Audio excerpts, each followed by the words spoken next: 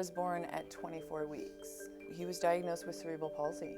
As we move through the world, I've learned to not worry so much about, where we're going and what we're doing, just to trust that, even if there are challenges, we can do it. It's no big deal. We can get through it. There are limitations, don't get me wrong, but, for the most part, we're just going with the flow and being happy as we move along and grateful. So your attitude towards being diagnosed with CP really doesn't change much? Is that sort of how you feel about it? Yeah. No big deal?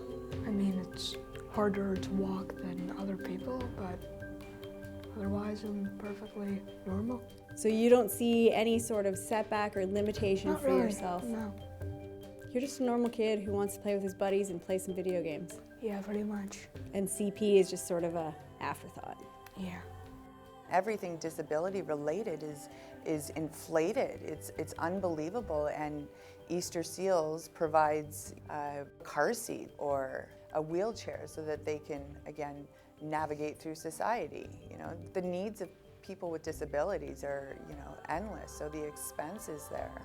So Easter Seals is an amazing organization that's just giving people opportunities to, again, become their best possible self. Ready? 1, 2, 3. Maryland! I was really excited that Zach finally made the decision to go to camp this year, to be able to go to a camp and meet other kids who are just like Zach. I think it'll just be a super awesome experience. Zach is a blessing, obviously, and you're a believer and things are happening for a reason. So far, what has Zach taught you about life? That's a huge question. What's that? Zach has completely transformed my life. You make a plan for life, and you really, the biggest lesson is just to sit back, chill out, do what makes you happy, and just take one day at a time. For me, a big, huge part of this journey is sort of waking up society and, not just for people that have different needs, but, become aware of the people around you, become more compassionate, more giving, instead of living internally where everything's all about you. A ratio compares quantities and numbers.